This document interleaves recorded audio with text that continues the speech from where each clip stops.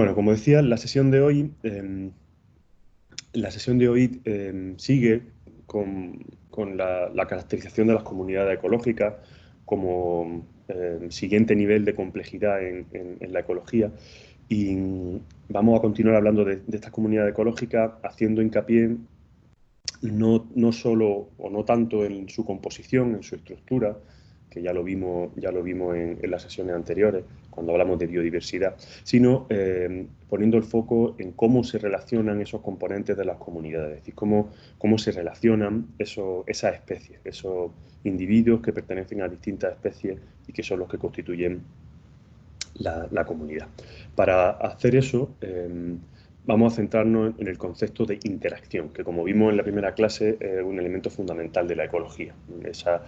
Esa definición un poco naif y casi quizás filosófica que dimos de la ecología de soy porque somos, pues se pone de manifiesto de manera muy concreta cuando analizamos las interacciones ecológicas.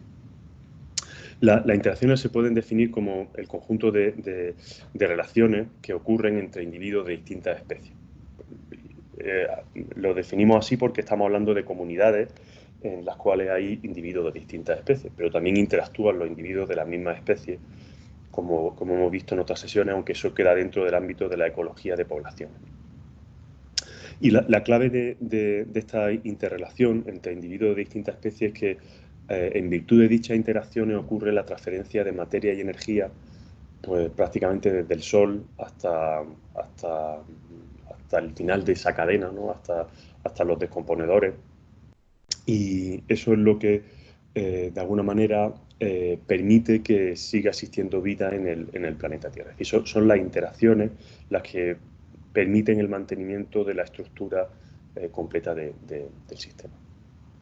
Las interacciones en ecología se llevan estudiando desde hace muchísimos años. Luego veremos cómo Darwin fue uno de los primeros que la escribió, investigó sobre ella y escribió algo sobre dichas interacciones. Pero en los últimos años estamos comprobando que son tremendamente importantes desde el punto de vista del funcionamiento de los sistemas ecológicos. Hemos comprobado que a mayor cantidad de interacciones el sistema es más estable. Veremos en su momento a qué se refiere el término estabilidad, pero os adelanto que la estabilidad nos da una idea de en qué medida un sistema se mantiene constante en su funcionamiento independientemente de lo que ocurra fuera de él. Y da una idea de la robustez de ese sistema, ¿no?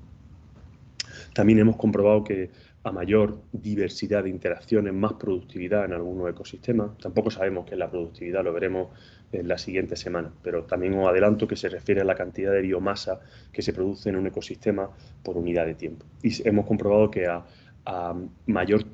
aumentar la diversidad de interacciones, es decir, al aumentar el número de tipos diferentes de interacciones que hay en un ecosistema, pues a veces ocurre que hay más productividad. Y de manera curiosa también se observa en muchas ocasiones que cuando ese tipo de interacciones son más equitativas, recordad el concepto de equitatividad que vimos con biodiversidad, es decir, cuanto más equilibrado está la abundancia en los tipos de interacciones, pues el sistema también es más estable y se comporta de manera más estable con el tiempo. Este tipo de investigaciones científicas, de investigaciones en relación con las interacciones, son tremendamente importantes y también son muy complejas. Requieren un conocimiento profundo del sistema, requieren un conocimiento estadístico muy complejo, así que no vamos apenas a profundizar sobre esto. Únicamente os pongo aquí tres ejemplos de tres artículos científicos que podéis hacer clic en los enlaces estos y descargarlos si tenéis interés. Y digamos que la frontera del conocimiento ecológico, o una de las múltiples fronteras, está aquí, en conocer bien la importancia de las interacciones y cómo esas interacciones que hay entre especies contribuyen a ensamblar comunidades estables y que funcionen de una manera determinada. Todavía no conocemos bien todas las leyes que gobiernan este proceso. Por hacer un símil con un cuerpo, con el cuerpo humano, por ejemplo, lo que estamos haciendo ahora es intentar entender cómo las células de un hígado se ponen de acuerdo con las células de un páncreas para hacer que haya un funcionamiento sistémico coherente. Eso que en el caso de la biología de un organismo lo tenemos más o menos claro, en el caso de la biología de un ecosistema, pues todavía no terminamos de conocerlo bien. Así que lo que vamos a ver de interacciones en este conjunto de sesiones, pues no es ciencia puntera, sino que es el conocimiento que tenemos, que es muy parcial y muy todavía muy escaso sobre la importancia de estas interacciones en las comunidades ecológicas. Desde un punto de vista clásico, se consideran varios tipos de interacciones en función de si dicha interacción beneficia o perjudica a los organismos de distintas especies. Os adelanto que esta distinción entre interacciones positivas e interacciones negativas es un poco anacrónica, en el sentido de que es un poco antigua. Hoy día sabemos que las interacciones son, y no las juzgamos en el sentido de que si son positivas o negativas, sino que estamos comprobando que todas esas interacciones son necesarias para que el sistema funcione. En el momento en el que ponemos la etiqueta de una interacción positiva o una interacción negativa, estamos de alguna manera añadiendo una connotación de unas deben ser fomentadas y otras deben ser penalizadas. No es cierto. El sistema necesita que existan interacciones beneficiosas e interacciones perjudiciales para las distintas especies, ¿vale? Este sesgo de bueno y malo, esto viene en buena medida de cómo se empezó a estudiar todo esto. Cuando Darwin empezó a observar que había interacciones entre especies, pues rápidamente habló de interacciones positivas, negativas, habló de la lucha por la supervivencia. Ahora veremos un poquito más de esto. Estamos viendo que, si bien eso es cierto, es incompleto. Nos falta una parte de la película. En cualquier caso, las interacciones se pueden clasificar siguiendo esta tablita que tenéis aquí, en la que tenemos el efecto en un organismo 1 o en una especie 1 y un efecto en otra especie 2. Y observamos, esto ya lo habéis visto seguro incluso en el colegio, y visto este tipo de interacciones. Hay interacciones que son perjudiciales para las dos especies, eso se denomina competencia, porque las dos especies invierten recursos en competir con la otra en lugar de invertirlos en crecer, y por tanto les perjudican en ambos casos. Luego hay situaciones de mutualismo en las que las dos especies se encuentran beneficiadas, hay situaciones de depredación o parasitismo en las que una gana y otra pierde, y hay situaciones de comensalismo en las que una especie gana y a la otra le da un poco igual. Un ejemplo de comensalismo sería las aves que construyen sus nidos en árboles, pues el ave resulta beneficiada, sin embargo el árbol pues le da un poco igual, salvo que el nido sea gigantesco y le parta las ramas, ¿no? Y luego tenemos situaciones en las que hay efectos nulos en unos casos y negativos para otras especies.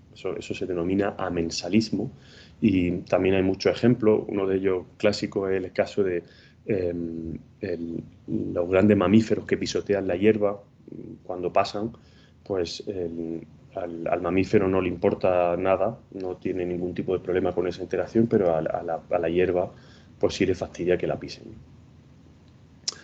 Bueno, como veis, una vez más estamos aplicando un mapa del mundo que hemos creado nosotros para entender una diversidad tremendamente compleja e inabarcable de relaciones entre distintas especies.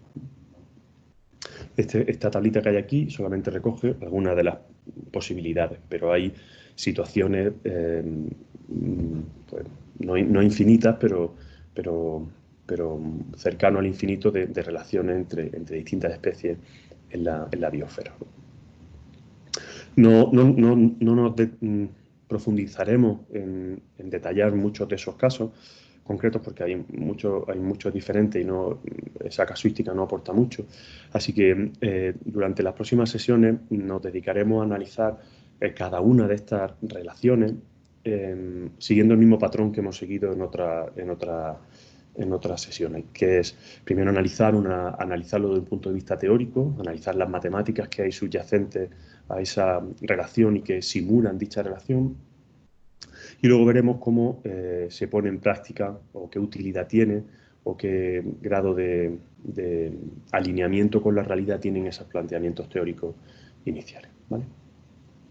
Y hoy nos toca hablar de una de las relaciones que han sido más estudiadas, que es la competencia interespecífica. Ya vimos en su momento la competencia intraespecífica, como recordaréis, y hoy veremos la competencia interespecífica. Bien, ¿alguna pregunta o comentario? No. Vale. Frío. Perdonadme un segundo que me estoy abrigando, que me ha dado un poco de frío, que aquí sentado. Aunque ha llegado la primavera aquí a Granada, todavía hace frío. Bien. Bueno, pues vamos a entrar a hablar de la competencia interespecífica.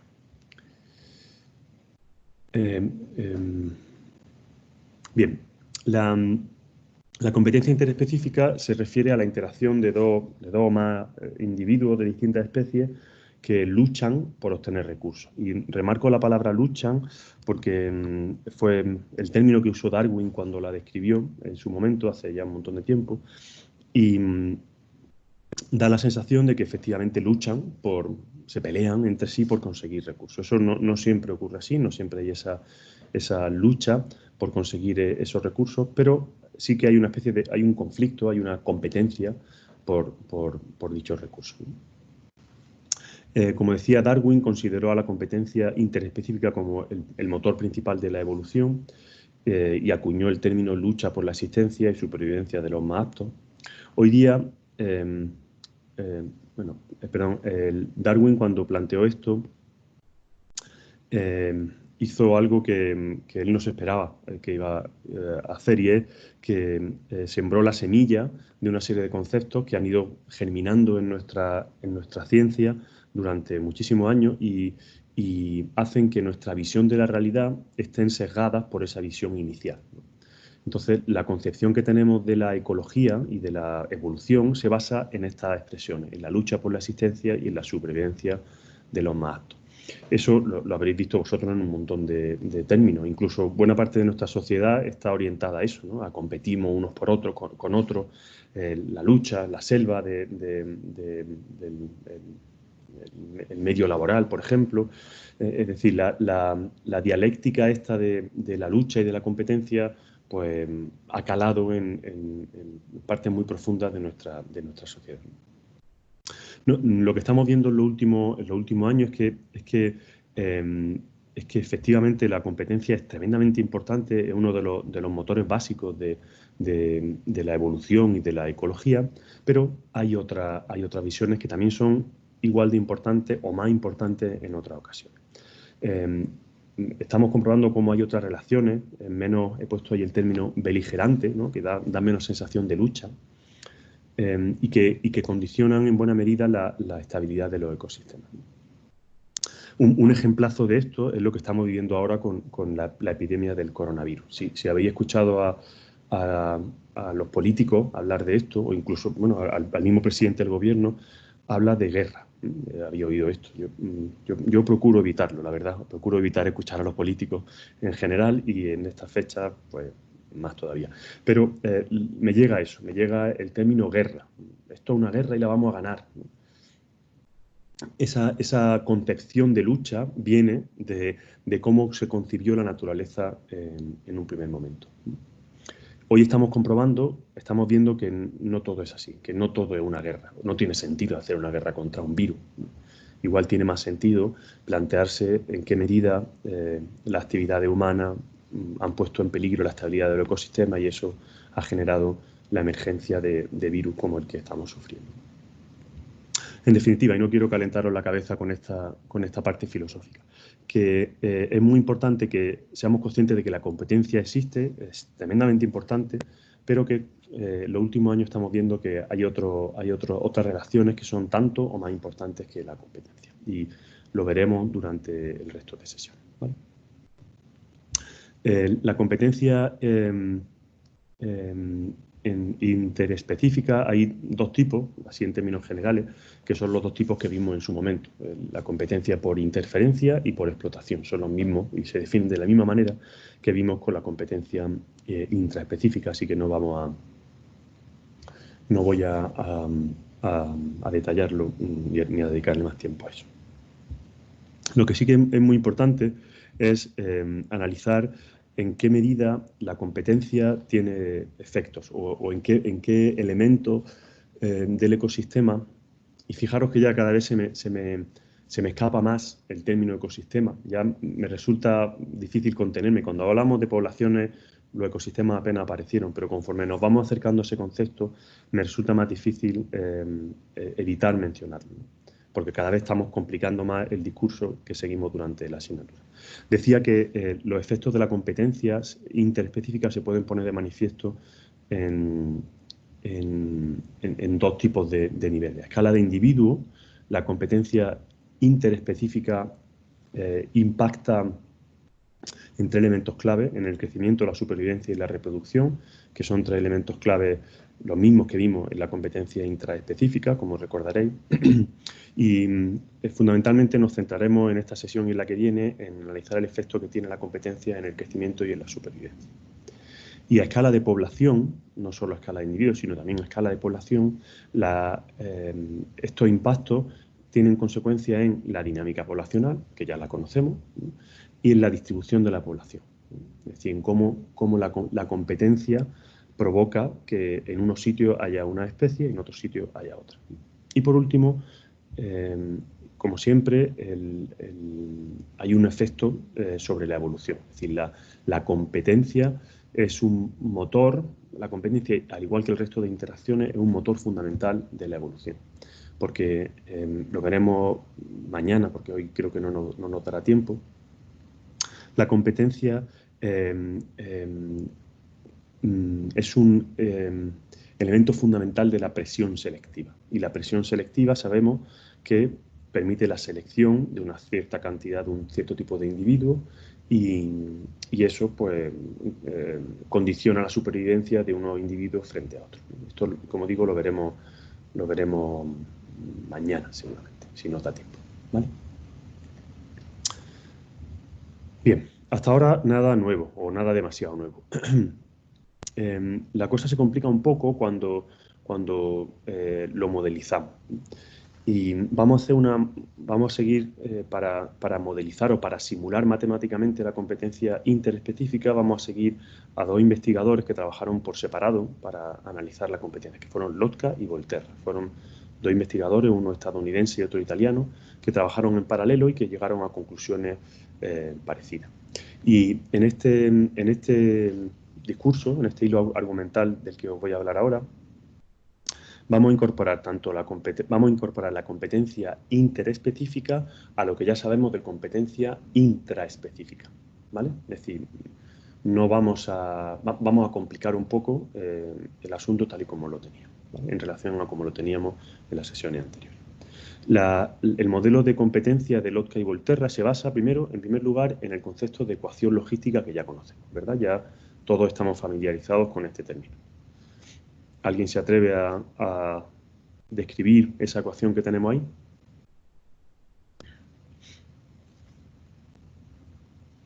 Venga, chicos, que os lo sabéis. Que lo habéis visto ya un montón de veces. Eso es la tasa, bueno, no, la R es la tasa intrínseca poblacional, ¿no? De crecimiento poblacional, la R, sí. Venga, pero la ecuación entera, ¿qué significa? Evocar vuestro saber matemático y vuestros recuerdos. No, pensadlo vosotros, venga.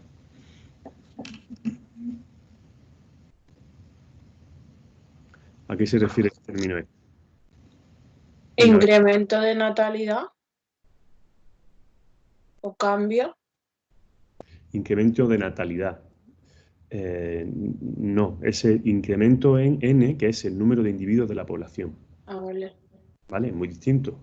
No es lo mismo que incremente la natalidad que a que incremente el número de individuos. El número de individuos incrementa porque hay natalidad.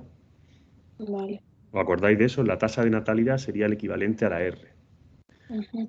Entonces, si estamos diciendo que diferencial de n entre diferencial de t es igual a algo, pues, chicos, deberíais repasar un poquito lo que hemos visto en las sesiones. ¿Es la relación denso-dependiente de una población? Denso-dependiente respecto a qué. Respecto a la ecuación. ¿No tenía nada que ver? Sí, Caridad, sí tiene que ver, pero elabora un poco más. Lee la ecuación. Léela. Es la relación entre la tasa de crecimiento y la tasa de la K. ¿Qué Es que es no la sé. Ay, Dios.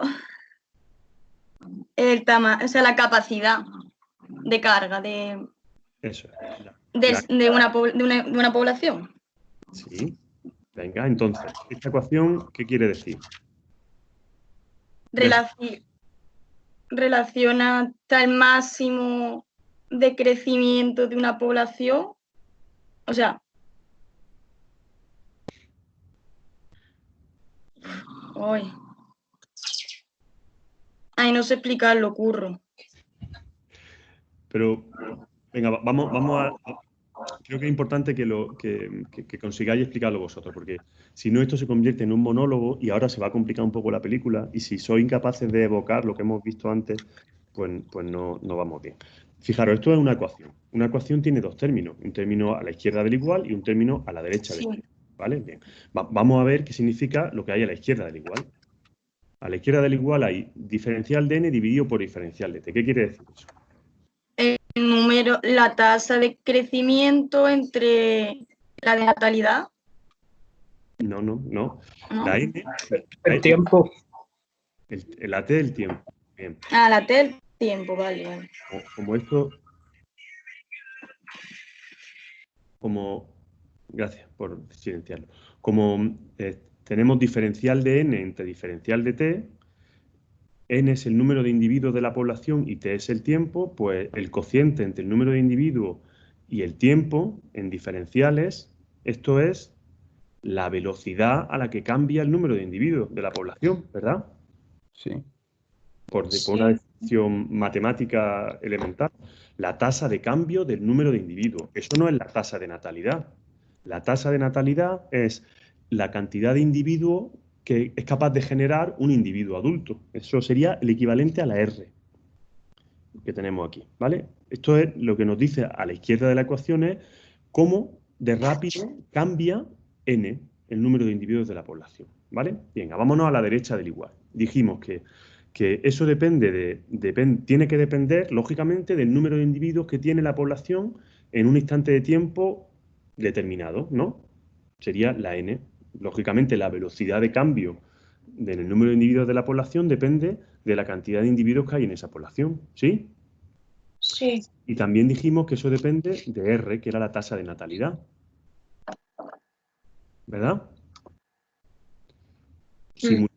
Si esta parte de la ecuación, lo que estoy rodeando ahora con el cursor, eso, si lo represento gráficamente, me da una ecuación exponencial. Porque estoy diciendo que la velocidad de cambio depende de R, que es constante, y del número de individuos. Por tanto, cuanto mayor sea el número de individuos, mayor es la velocidad. Es decir, se va acelerando. ¿Sí o no? Sí. Y ahora yo os pregunto, ya no como profesor, sino como ser humano, que siente y sufre, ¿no? Si esto lo hemos visto 100 millones de veces y lo entendéis, ¿qué os pasa para ser incapaces de explicarlo? O sea, ¿qué os falta? Y os lo digo, os lo pregunto por ayudaros, no estoy regañando. Lo hemos visto un montón de veces. Lo entendéis cuando yo os lo digo. ¿Por qué cuando lo leéis no soy capaz de interpretarlo?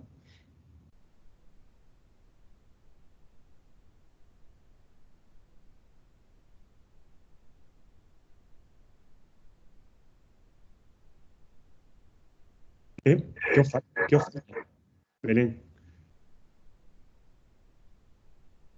A mí el memorizarme las letras. O sea, sé que T es el tiempo y ahora pues me acabo de acordar que la natalidad es B porque es en inglés y ahora el número de población es N y K es lo de la capacidad de carga que ha dicho Caridad. ¿no? Sí. Vale, es que es eso, a mí me falta memorizarme las letras y sus cosas. Ya. Vale. Vale, bueno, eso casi que no es malo porque las letras se memorizan fácilmente. Claro, por eso.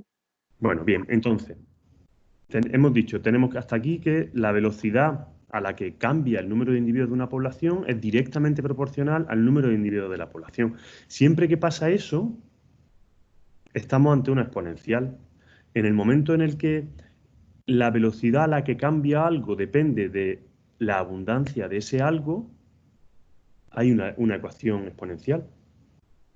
Porque cuanto más hay de ese algo, más rápido corre. Esto es como, más rápido va. Esto es como si dijéramos, la velocidad a la que ando depende de los kilómetros que he andado.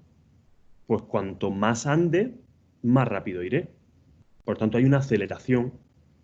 O el número de personas infectadas por el coronavirus, la velocidad a la que aumenta la cantidad de personas infectadas por coronavirus depende del número de personas que hay infectados por coronavirus. Por tanto, cuanto mayor es el número de personas, más rápidamente se expande, más velocidad hay. Hay un concepto de aceleración. ¿Vale? Bien.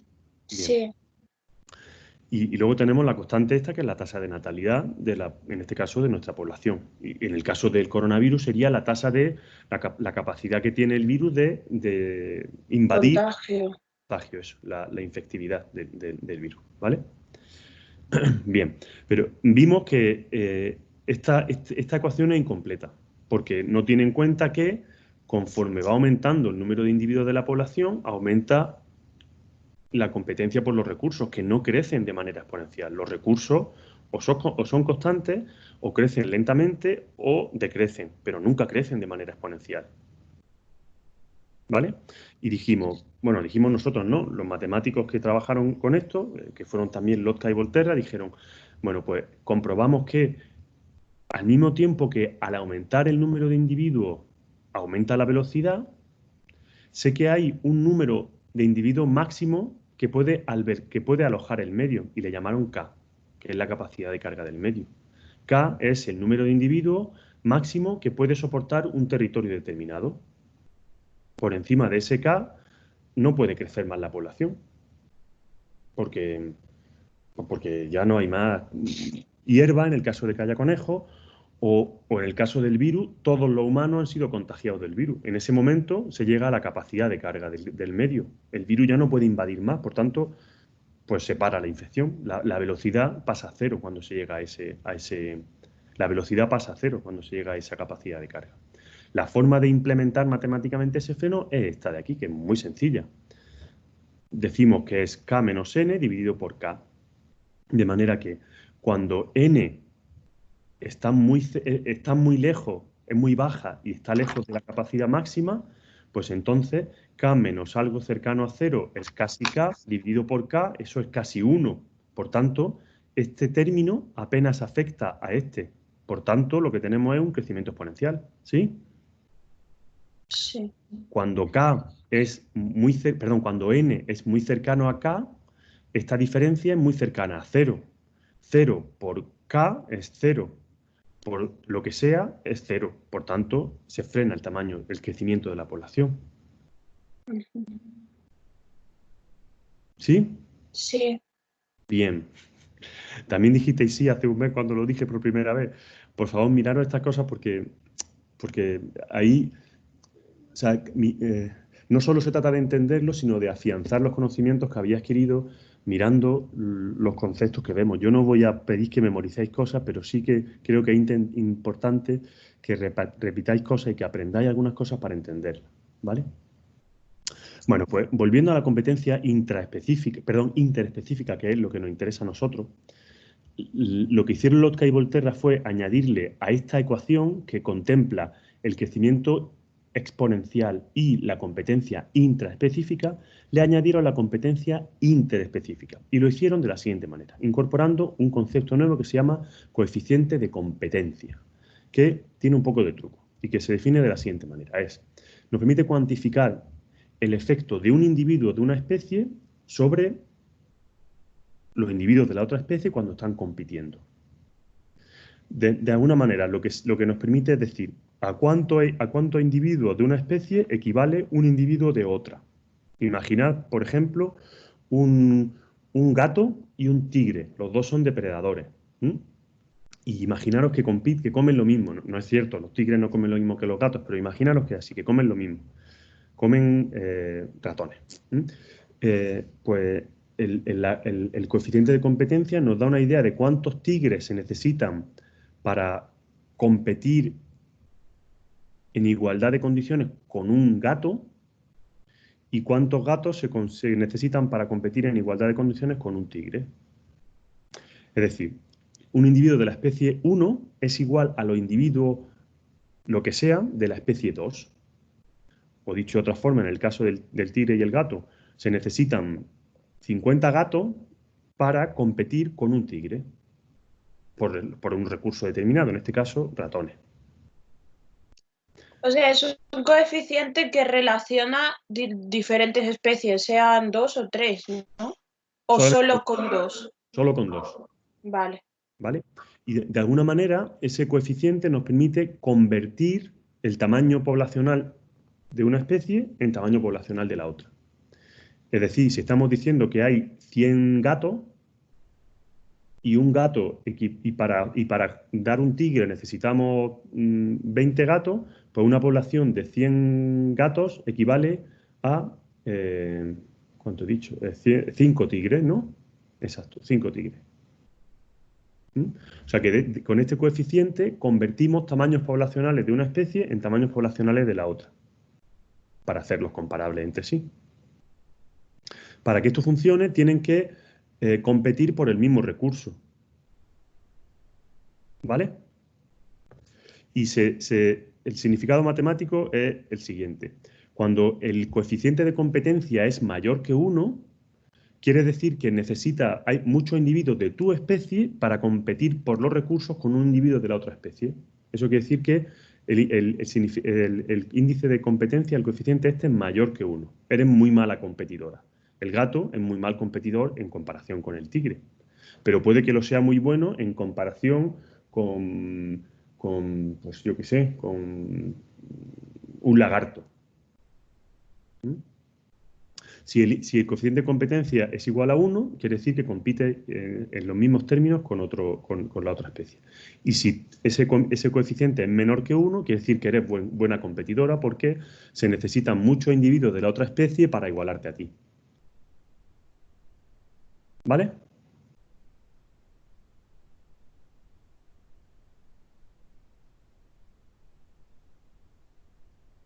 ¿Sí? Vale. Lo último, ¿cómo era? Es un poco... menor que 1 es que... Que eres buena competidora. Vale. Quiere decir que un individuo de tu especie equivale a más de un individuo de la otra especie. ¿Ok? Una de tu especie. Vale. Vale. Voy despacito porque esto se va a complicar un poco en un momento. Se va a complicar en el sentido de que es un poco trabalengua, pero tampoco va a ser muy grave. Esto matemáticamente se formula de la siguiente manera. Tenemos, como ya estamos trabajando con dos especies, necesitamos dos ecuaciones. Una que describe la velocidad de crecimiento poblacional de una especie y otro que rige la velocidad de crecimiento poblacional de la otra.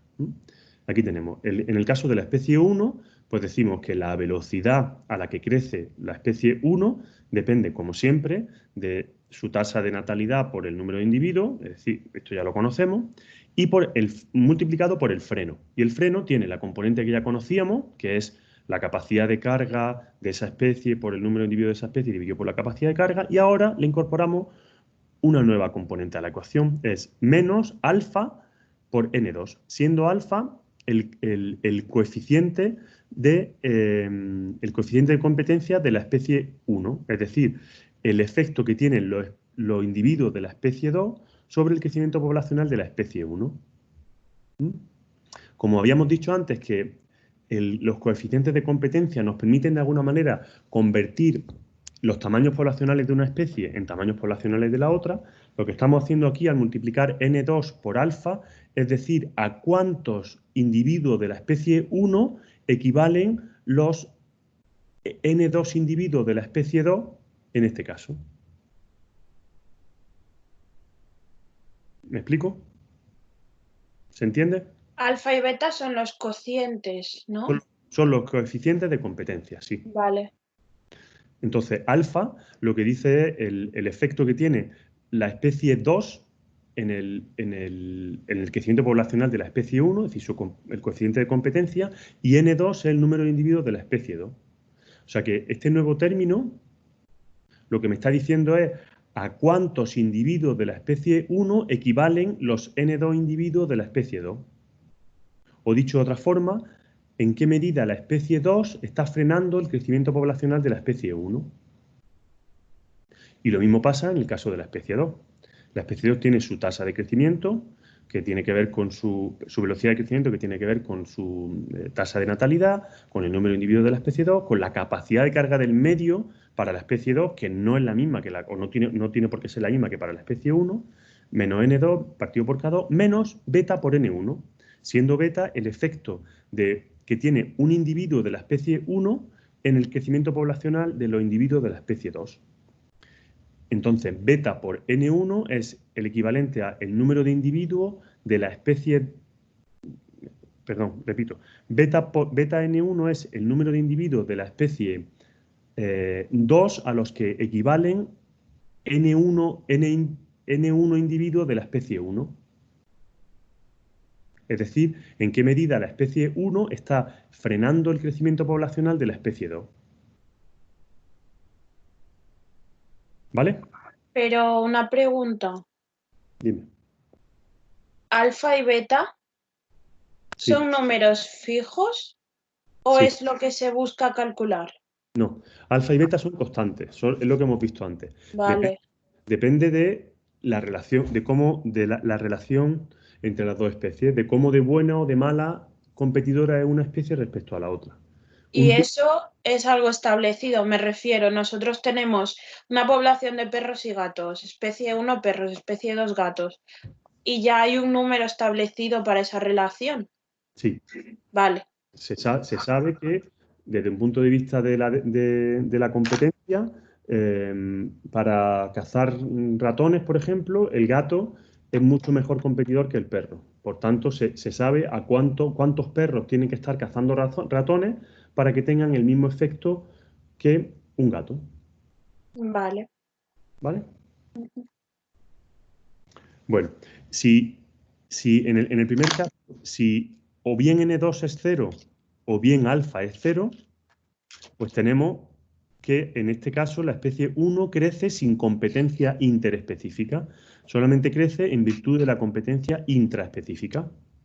Es decir, si no hay especie 2, N2 es 0, esto es 0, y la velocidad de crecimiento de la especie 1 depende de ella misma. Si alfa es 0, eso quiere decir que la especie 2 no tiene ningún efecto sobre la especie 1, porque es una competidora tan malísima que no tiene ningún efecto. Por tanto, esto vuelve otra vez a ser 0. Y lo mismo con la especie 2. ¿Vale? Si los coeficientes son muy altos, resulta que este término será muy alto en comparación con este. Por tanto, si alfa o beta son muy altos, la competencia interespecífica tendrá mucho impacto sobre la velocidad de crecimiento poblacional. ¿Vale? O sea que de alguna manera en esta ecuación también estamos viendo el efecto relativo que tienen la competencia intraespecífica e interespecífica. ¿Vale? Porque tenemos las dos componentes de ese freno dentro de la ecuación. ¿Ok? Así que la velocidad de crecimiento de las dos especies va a depender de, por un lado, la capacidad de carga que es inherente a la especie, es decir, y la capacidad de carga nos da una idea de cómo de intensa es la competencia, no de cómo de intensa, sino cómo de fácil es que se alcance, que haya competencia intraespecífica, y también depende de cómo cómo compiten entre sí las especies. La capacidad de carga, una capacidad de carga en el medio alta quiere decir que se tarda mucho en alcanzar, en que haya competencia intraespecífica. Una K baja quiere decir que rápidamente se alcanza esa competencia intraespecífica, ya se alcanza esa limitación al crecimiento, porque la K es baja, permite tamaños poblacionales muy bajos. ¿Vale? ¿Alguna duda? La K es baja. ¿Cómo? Ahí me perdí. Rápidamente admite. Cuando la K es baja, Sí. eso quiere decir que el medio admite pocos individuos de esa población. Vale. Eso quiere decir que rápidamente el freno de competencia intraespecífica empezará a operar, ¿verdad? Eso quiere decir que la competencia intraespecífica aparece muy rápido. Vale. Si la K es muy grande, quiere decir que la población puede crecer mucho porque hay muchos recursos o el medio admite muchos individuos. Entonces la competencia intraespecífica aparecerá después. ¿Vale? Pero, ¿y la competencia interespecífica? Si la K es baja. Eso es de eso va lo que vamos a ver ahora. Vale. Vamos a ver cómo se combinan la importancia relativa de una y de otra. En teoría, según este modelo, y lo ha insinuado un poco en tu pregunta, según este modelo, la competencia interespecífica no tiene nada que ver con la K, con la capacidad de carga. La capacidad de carga es propio de cada especie con su medio y solamente tiene que ver con la competencia intraespecífica. Vale. ¿Vale? Pero ahora lo vamos a ver en la siguiente. ¡Oh, ya son las 12:15! ¡Ah! Madre mía, estoy yendo demasiado lento. Vale. Bueno, ¿lo pilláis? ¿Lo entendéis ahora? O sea, ¿hasta dónde vamos por lo menos? Sí, que está relacionado. Bien. Bien, entonces, para analizar un poco más esto, vamos a utilizar una gráfica que se denominan isoclinas de crecimiento cero. Vamos a analizarlas con detalle con objeto de ver cómo compiten las dos especies. Porque la clave del asunto, lo que pretendemos ver es qué pasa con la velocidad de crecimiento cuando hay dos especies compitiendo. Ya vimos en su momento que cuando una especie compite consigo misma, se alcanza un equilibrio. Se llega a la ecuación logística y llegamos a una asíntota en el que la especie no crece más. Se llega a esa especie de equilibrio con el medio. Que eso vimos que en la naturaleza no siempre ocurre, etcétera, etcétera. Pero en teoría se llega a ese equilibrio. Vamos a ver qué pasa cuando ponemos a dos especies a competir juntas. Y aquí ya no solo tenemos la K, sino que tenemos la K, además de la K, tenemos la forma en la que interactúan ambas especies. ¿Vale? Para eso, para estudiar esto, vamos a generar, como digo, esa isoclina de crecimiento cero. Y vamos a analizar las condiciones en las cuales el crecimiento poblacional se detiene. Vamos a verlo de la siguiente manera. Esto que tenemos aquí es una ecuación de crecimiento de la especie 1 en la que hemos hecho 0 la velocidad de crecimiento. El diferencial de n entre diferencial de t lo hemos puesto 0. Entonces, esa velocidad de crecimiento es 0. Cuando eso es 0, quiere decir que para que todo esto salga 0, la parte derecha de la ecuación se haga 0, tienen que pasar una serie de cosas. Una es que la R sea 0 y eso anula todo. Eso no nos sirve porque se termina el juego. Si la tasa de reproducción es 0, ni hay crecimiento ni hay nada. No tiene sentido. Otra opción es que la n sub 0, la n sub 1 sea 0, pero pasa lo mismo. Si no hay individuo, pues tampoco el juego, no pasa nada. Por tanto, esa opción la descartamos. La otra opción es que lo que hay aquí en rojo se haga 0. Y dentro de eso, que K sea 0. Si K es 0, la capacidad de carga del medio es 0. Por tanto, tampoco tiene sentido. Además, si K es 0, esta división sale indeterminado. Por tanto, no nos gusta esa opción. Así que la única opción para que esta parte derecha de la ecuación sea 0 es que el numerador sea 0. Es decir, que K sub 1 menos N sub 1 menos alfa por N2 sea 0. Eso es lo que ponemos aquí. ¿Veis? Es decir, cuando la especie 1 no está creciendo, lo que ocurre es que K sub 1 menos N sub 1 menos alfa por N2 es igual a 0. Si nos llevamos el menos alfa n2 al otro lado de la ecuación, pues tenemos que n1, no, perdón, nos llevamos el n1 al otro lado. Tenemos que n1 es igual a k1 menos alfa por n2. Y esta ecuación, esto es la ecuación de una recta en la que los coeficientes son k1 y alfa. Y n1, n2 son los tamaños poblacionales de la especie 1 y de la especie 2.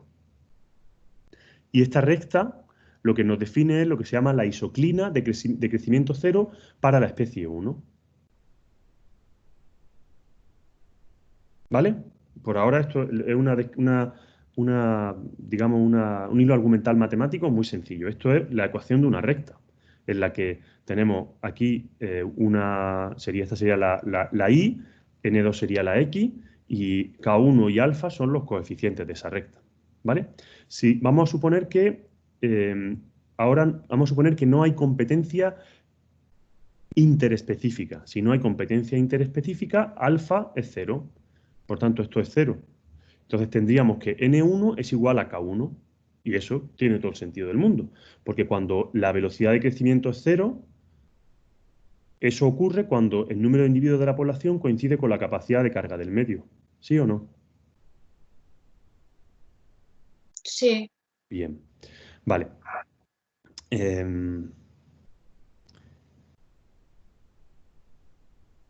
Vale, pues exactamente igual pasa con...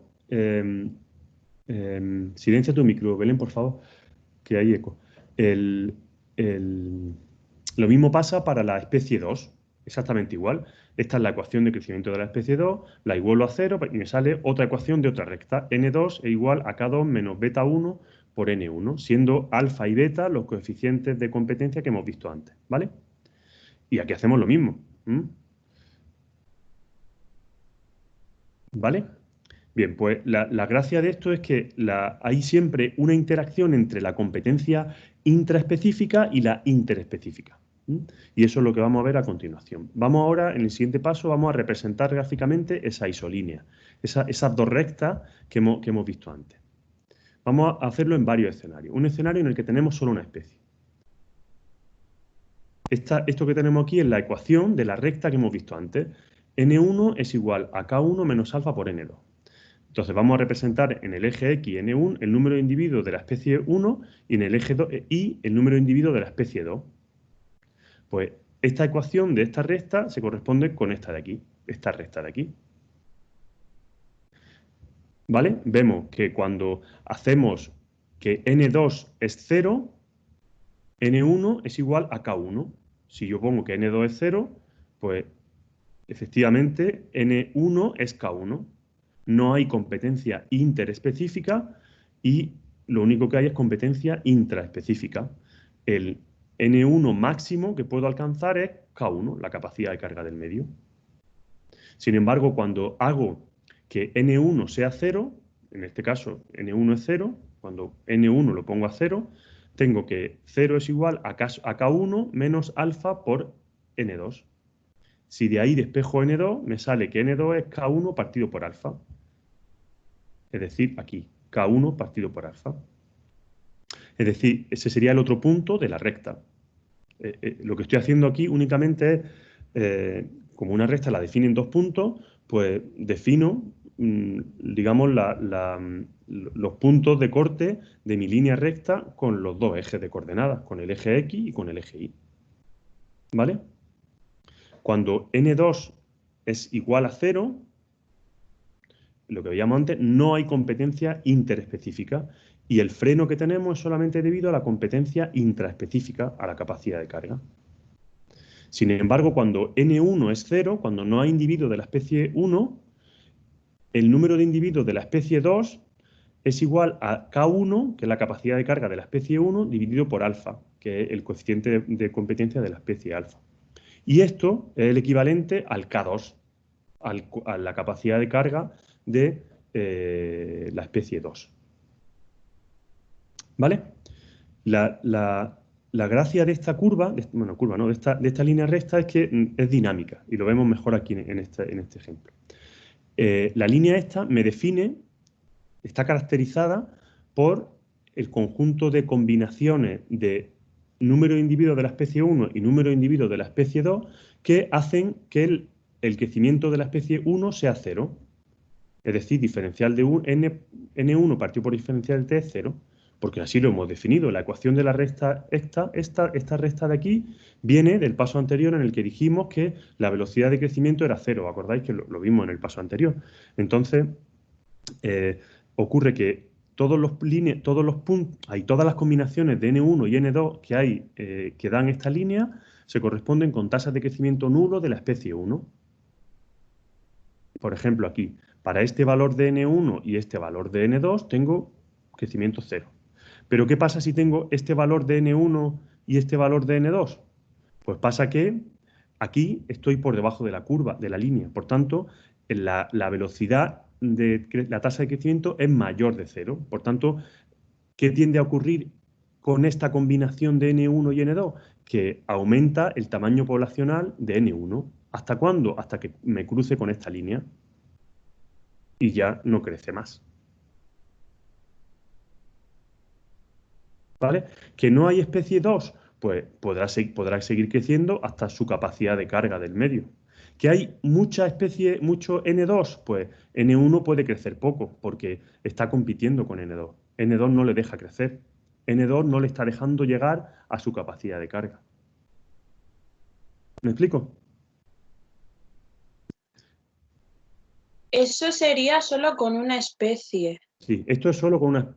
A ver, no, es con las dos especies, pero... Claro, pero poniendo valor 0 a una de las dos, ¿no?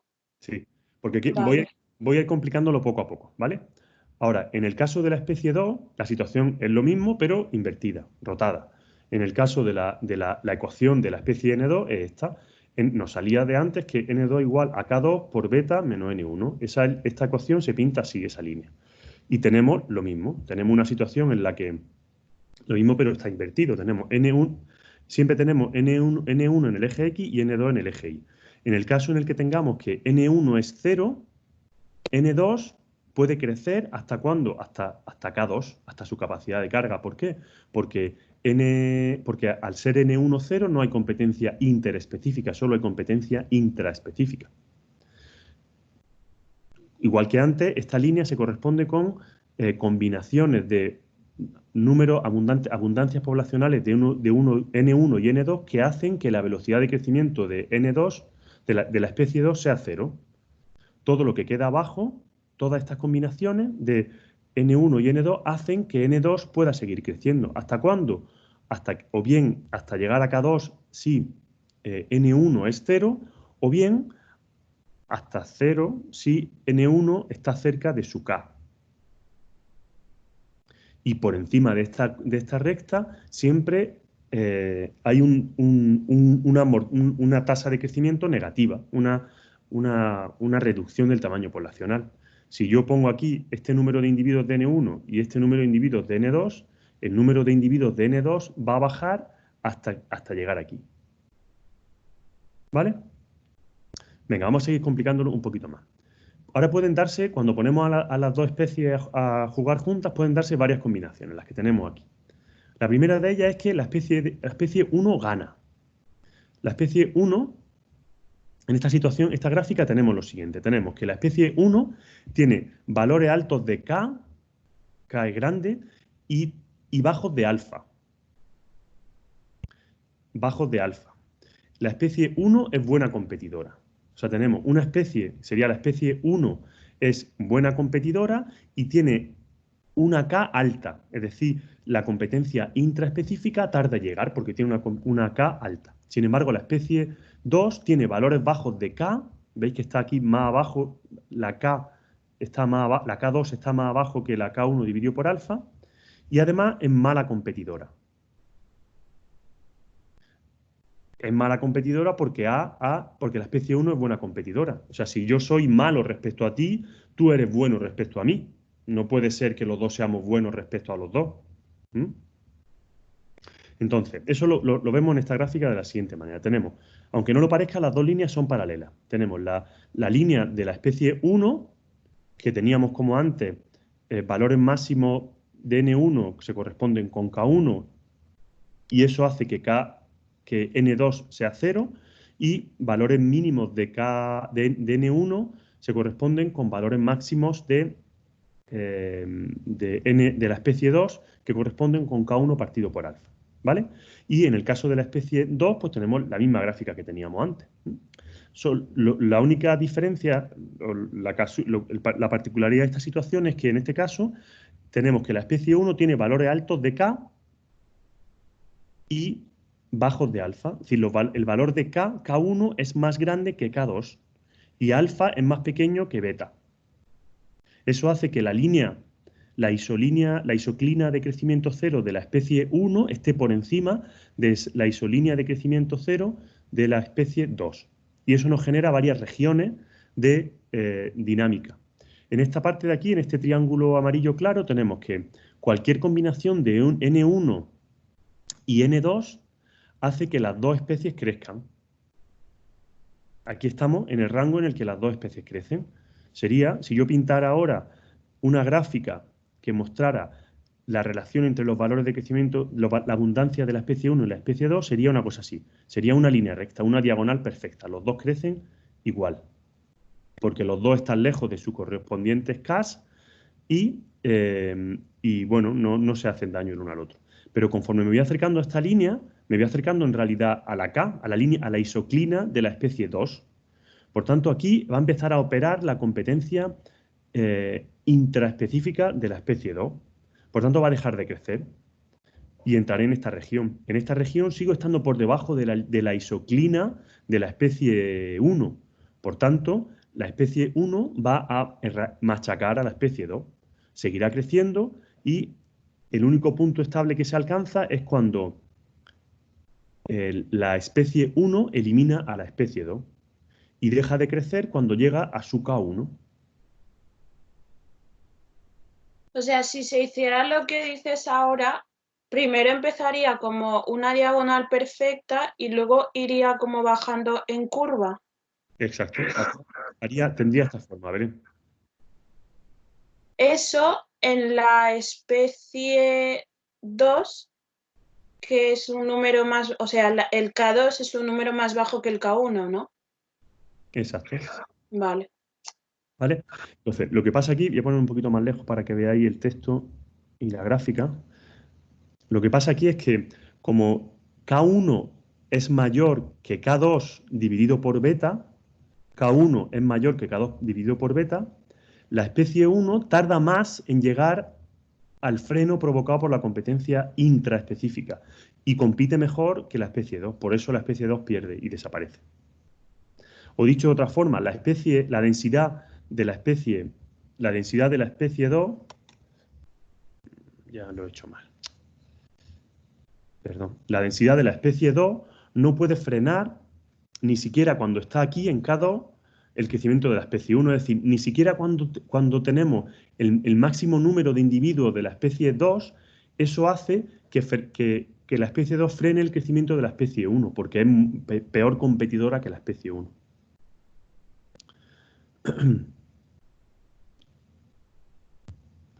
O sea, que la especie 1 gana porque lleva mejor la competencia intraespecífica, es decir, tiene una K1 más grande y compite mejor que la especie 2. ¿Vale? Perfecto. Esto es genial para la especie 1, ¿o no?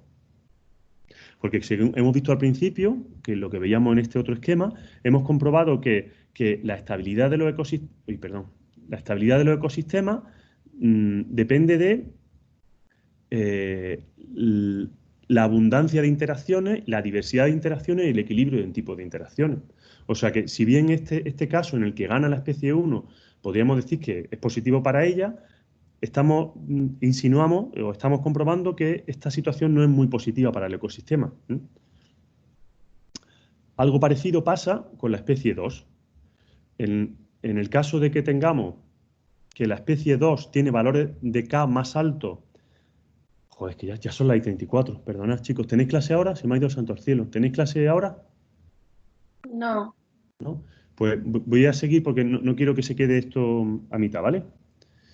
En el caso de la especie 2, pues tenemos la misma situación. Cuando sus valores de K son altos y es mejor competidora que la especie 1, pues el único punto de equilibrio posible es el punto en el que la especie 2 gana a la especie 1. ¿Vale? No voy a seguir abundando porque es igual que el otro caso.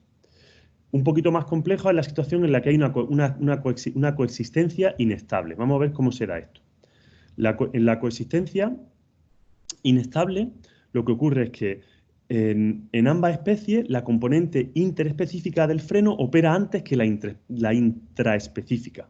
Eso quiere decir que K es siempre mayor que el coeficiente que K dividido por el coeficiente de competencia interespecífico. O sea, siempre tenemos que la K, ¿veis?, es mayor que es el equivalente a la K dividido por el alfa y por el beta. Eso quiere decir que al aumentar los tamaños poblacionales llegamos antes aquí que aquí. Por tanto, como K2 dividido por beta es menor que K1, la especie 1 puede alcanzar poblaciones mayores que la 2 y llevarla a la extinción, en este caso. O sea, tendríamos una situación en la que cuando el número de individuos de N1 es mucho mayor que el número de individuos de N2, que sería toda esta parte de aquí, toda esta región, la especie 1 lleva a la extinción a la especie 2. Cuando las dos especies tienen un número equivalente de individuos, un número parecido de individuos, las dos van creciendo. Pero si se va sesgando hacia o bien más individuos de la especie 1 o bien más individuos de la especie 2 respecto a la especie 1, pues eso aboca a la extinción o a la especie 2 en este caso o a la especie 1 en este otro. Es decir, tenemos más regiones. Tenemos una región en la que las dos crecen, una región en la que solo crece la especie 2 y extingue a la especie 1, otra región en la que solamente crece la especie 1 y la 2 se extingue, y un punto en el que ninguna de las dos crece y se llega a un punto de equilibrio que es inestable. El que se llegue a este punto o no depende de las condiciones iniciales, de las poblaciones iniciales de ambas especies. Si pongo mucho N1 al principio, gana la N1. Si pongo mucho N2 al principio, gana la N2. Si pongo un mismo número de individuos, se llega al equilibrio. ¿Vale?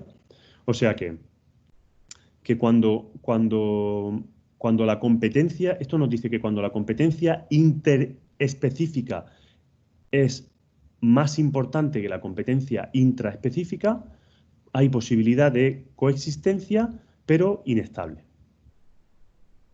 Y por último, la coexistencia se alcanza cuando la componente intraespecífica opera antes que la interespecífica. ¿Veis? La K1 y la K2 llega antes que digamos, la componente que hemos definido para caracterizar la competencia interespecífica. En estos casos hay un punto de equilibrio estable. Todas las situaciones posibles llevan a que se llegue a un equilibrio. En este caso, aquí, las dos especies están creciendo. En este caso, está creciendo la especie 2, perdón, la 1, pero no la 2, hasta que llega aquí, que vuelve a crecer. Y en este caso está creciendo aquí crece la 2, pero no la 1. Hasta que la 1 llega aquí y vuelve, hasta que la 2 llega aquí y deja de crecer. Es decir, se alcanza coexistencia estable cuando la competencia intraespecífica pesa más que la interespecífica. Y esto ocurre porque la población de la especie 1 nunca puede alcanzar una densidad suficiente como para machacar y eliminar a la especie 2, y lo mismo con la especie 1, porque el freno de la competencia intraespecífica opera antes que la beligerancia o, digamos, la pelea entre individuos de distintas especies. O sea, que competir mucho con individuos de distintas especies es contraproducente, porque puede abocar a la extinción de una especie. ¿Vale? ¿Pregunta? ¿Aquí qué pasa si crece más los individuos de una especie que el otro? O sea, no puede crecer tanto por la capacidad de carga que tiene, ¿no? Exacto. Vale, Sí. vale. Imagínate que No llegan nunca a la extinción de la otra especie. No. Imagínate Vale. imagínate que estamos en un experimento, este tipo de modelos se hacen con ordenador. Imagínate que en este experimento ponemos muchos individuos de la especie 1 y pocos individuos de la especie 2. Entonces, estaríamos, imagínate aquí en este sitio. Aquí, en este punto, la especie 1 está creciendo muy rápido, efectivamente. Pero, perdón, aquí, en este punto, la especie 1 está creciendo muy rápido, pero conforme va aumentando su número, va llegando a la K, por tanto, va creciendo menos. Y K sigue creciendo. Por muy pocos que haya, seguirá creciendo. ¿Hasta cuándo va a seguir creciendo? Hasta que llegue aquí. Pero como los límites internos que tienen esas poblaciones llegan antes que los límites de confrontación con la otra, pues nunca llegan a Vale, hacerse vale. desaparecer. Vale. Y esto nos lleva a lo que veremos mañana, que es el concepto de exclusión competitiva. Y aunque esa lucha de la existencia que decía Darwin existe, lo que en realidad funciona es evitar esa lucha. La evolución, la presión selectiva, lo que hace es evitar que haya esa confrontación entre las especies, porque esa confrontación lleva casi siempre a la extinción de una o de otra. ¿Vale?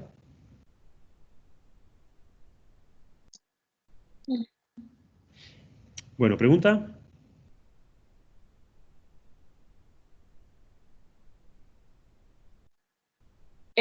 Estas gráficas dependen mucho de cada especie, ¿no? Totalmente. Vale. La inclinación Y depende también del sitio donde se estudie. Me refiero el terreno del estudio, obviamente, ¿no? Sí, claro. Eso, el terreno condiciona la K y condiciona el resto de parámetros, claro. Dos especies pueden competir entre sí de una manera en un sitio y de otra manera en otro. Los coeficientes de competencia pueden cambiar dependiendo del sitio. ¿Y también puede afectar la época del año? También, por supuesto. Todo eso lo veremos mañana. Es que mañana no sé si nos va a dar tiempo. Bueno, intentaremos verlo mañana. Todo esto que estamos viendo es teoría. Y ahora lo que tú estás haciendo es trasladar eso a la realidad. Y en la realidad pasa lo que tú dices. Pasa que dependiendo de la época del año tenemos una gráfica u otra. Dependiendo de las condiciones del territorio, cómo de heterogéneo o no sea el territorio, la competencia se pone de manifiesto de una manera o de otra. Dependiendo de la genética, de la evolución, hay muchísimas cuestiones que modifican esos patrones. Pero fijaros que solamente entender esta gráfica ya nos lanza un mensaje muy poderoso, y es la competencia interespecífica. Cuando hay mucha competencia interespecífica, hay un mayor riesgo de desaparición, de colapso de una especie. Y eso no pasa. ¿Por qué sabemos que no pasa? Porque tenemos 30 millones de especies en el planeta, como mínimo. Por tanto, algo debe ocurrir para que se evite esa confrontación, esa competencia que lleva a la desaparición de una especie frente a otra. No digo que no haya pasado, pasa en muchas ocasiones, pero no es la tónica general, porque si no, habría muchas menos especies, habría una especie. O pocas, muy pocas especies. ¿Me explico? ¿Vale? Bueno, pues lo dejamos y seguimos mañana, ¿vale? Vale. Un momentito, voy a dejar de grabar.